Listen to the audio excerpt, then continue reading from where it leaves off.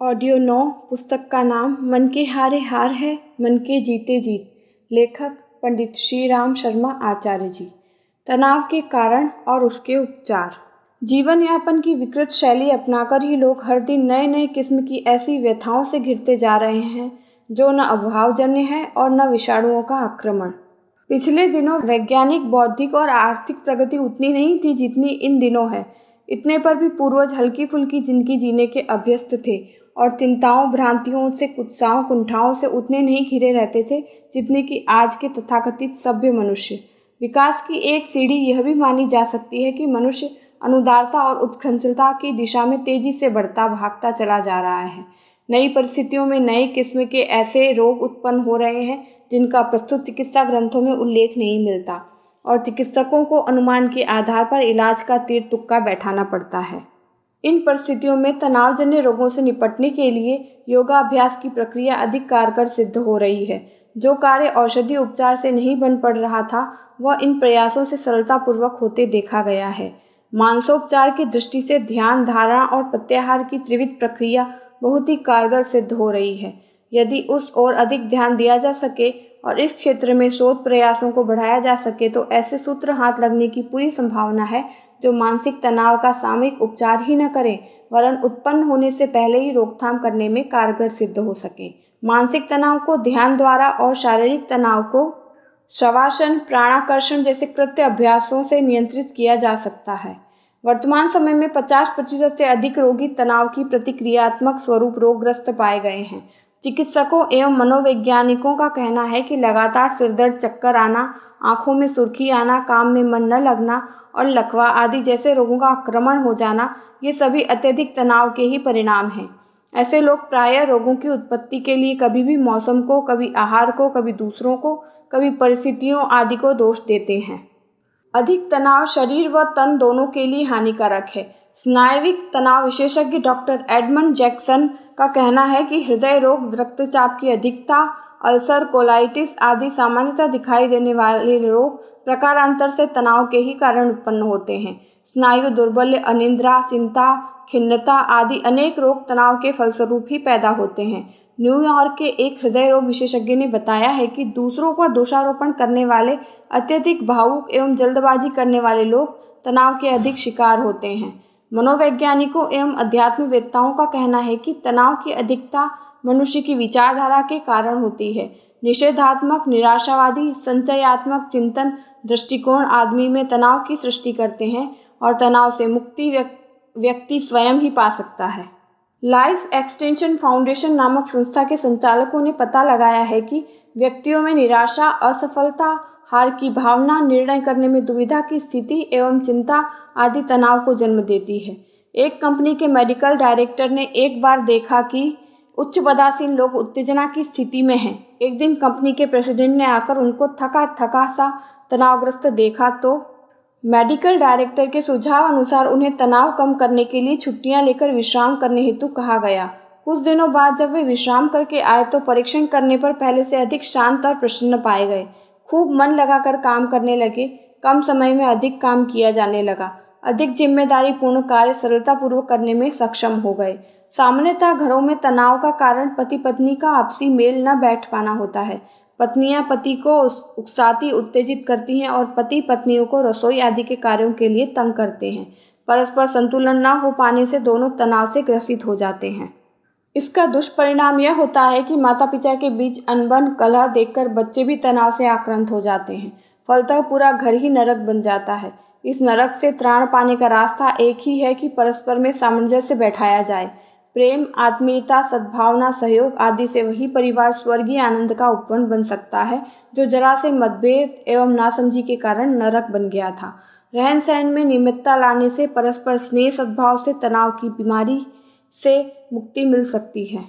तनाव से मुक्त रहने के लिए सूक्ष्मदर्शियों ने यही कहा है कि अपनी क्षमता भर अच्छे से अच्छा काम करें। इससे बाहरी सहायता या मार्गदर्शन कुछ विशेष कारगर सिद्ध नहीं होता। अपने द्वारा उत्पन्न किए तनाव को कोई दूसरा दूर कैसे कर सकता है? तनाव को व्यक्ति स्वयं ही नियंत्रित एवं दूर कर सकता है। दूसरों का मार्गदर्शन थोड़ा बहुत उपयोगी हो सकता है। स्वाध्याय के द्वारा यह सहज ही पता चल जाता है कि निरर्थक एवं महत्वहीन बातों को अधिक तूल दे दिया गया और अकारण ही तनाव को आमंत्रित कर लिया गया है। वस्तुतः वह झाड़ी के भूत की कल्पना मात्र थी। अपने को तनावग्रस्त न होने देने के लिए दृढ़ निश्चय, लगन एवं सतत निष्ठापूर्वक सत्कार्यों में नियोजित किए रहना ही सर्वोत्तम उपाय है। सदा सहनशीलता से काम लिया जाए, भविष्य के भय से भयभीत न हुआ जाए, वास्तविकता को दृष्टिगत रखा जाए, काल्पनिक बाधा या आशंका को स्थान न दिया जाए, वर्तमान में सामने आए काम को पूरी तत्परता से संपन्न किया जाए, उसी के संबंध में सोचा जाए, आशावान रहा जाए। ऐसा करने से स्वयं ही अपने भीतर इस प्रकार की शक्ति का अनुभव होगा जो समस्याओं को सुलझाने में सहायक होगी। ब्लड प्रेशर, हृदय रोग, दिल का दौरा अब मध्यम वर्ग के लोगों में भी पनप रहा है। इसका मूल कारण है कि लोग अधिक आराम का जीवन जीना चाहते हैं, परिश्रम से बचना चाहते हैं, आमदनी से अधिक खर्च बढ़ाकर अधिक से अधिक चिंताओं का घेरा मकड़ी के जाल की तरह बुन लेते हैं। मनोवैज्ञानिक भी यही कहते हैं कि हृदय रोग का कारण अज्ञात भय, चिंता है जो अंतर्मन में व्याप्त हो जाती है। नतीजा यह होता है कि मनुष्य की स्वाभाविक खुशी, प्रफुल्लता छिन जाती है। इसमें रक्तवाहिनी नसें थक जाती हैं, कभी कभी फट भी जाती हैं, फलतः मस्तिष्क में लकवा भी हो जाता है। अधिक दुख में रक्त का दौरा बढ़ भी जाता है और शक्कर देने वाली क्लोम ग्रंथियां भी खाली हो जाती हैं तथा क्लोम रस मिलना बंद हो जाता है। यह ग्रंथि प्रसन्नता के अभाव में कार्य करना बंद कर देती है और क्लोम रस देना भी बंद कर देती है। क्लोम रस न मिलने से शर्करा स्वतंत्र हो जाती है और मूत्र के साथ बहने लगती है। इसी को मधुमेह कहते हैं। मधुमेह रोने, पछताने, शोक करने से भी हो जाता है। कैंसर रोग पर हुए अनुसंधानों से यह प्रकाश में आया है कि जब व्यक्ति का आहार, आचरण एवं व्यवहार दूषित तत्वों से भर जाता है, उसका जीवन अस्त व्यस्त हो जाता है, वह तंबाकू, शराब आदि विषैली चीज़ों के चंगुल में अपने को फंसा लेता है, तो इस रोग का आरंभ हो जाता है। अमेरिका के नॉर्थ वेस्ट रिसर्च फाउंडेशन के प्रमुख अनुसंधानकर्ता वर्ना निर्ले ने अपने प्रयोगों से पता लगाया है कि मनुष्य के जीवन में भय, तनाव, अत्यधिक चिंता इस रोग के प्रमुख कारण हैं। अमेरिका के ही एक अन्य रिसर्च केंद्र हीलिंग आर्ट्स सेंटर ने कैंसर रोग का प्रमुख कारण मन माना है। असफलता, पराजय, निराशा, भय, परेशानी, चिंता, असंतोष, वासना आदि से ग्रसित व्यक्ति बहुत जल्द ही इस रोग से आक्रांत हो जाता है। सन 1950 में प्रसिद्ध मनोचिकित्सक श्री लॉरेंस ली शान ने कैंसर से पीड़ित व्यक्तियों के सामान्य लक्षणों को बताया है। उन्होंने इसके कारण भावनात्मक असंतोष, निराशा, असफलता, हार, अशांति आदि बताए हैं। कैरोलिन बीट थॉम्स ने 1946 से 1964 तक 18 वर्षों में इस संदर्भ में किए गए प्रयोगों से निष्कर्ष निकाला है कि जो लोग चिंता, क्रोध, भय और तनाव से त्रस्त रहते हैं एवं जीवन में भावनाओं तथा वासनाओं की संतुष्टि नहीं कर पाते, अधिकांशतः वे ही लोग इस रोग से ग्रस्त होते देखे गए हैं। टेक्सास हेल्थ साइंस सेंटर की यूनिवर्सिटी के डॉक्टर जैनी एक्टर वर्ग ने भी कैंसर का मुख्य कारण मानसिक तनावों को ही बताया है। उन्होंने इस रोग से त्राण पाने के लिए सर्वोत्तम उपाय रोगी की आत्मशक्ति का संवर्धन बताया है। मैक्सिको के डॉक्टर अर्नेस्टो कंट्रेरास ने बताया है कि इस रोग की प्रारंभिक अवस्था में आहार विहार संबंधी सुधार किया जाए, बुरी आदतों को ठीक किया जाए, प्रेम, सुख व शांति की वृद्धि की जाए तो कैंसर से मुक्ति पाई जा सकती है। उन्होंने इस चिकित्सा पद्धति को लैटरल चिकित्सा प्रणाली का नाम दिया है।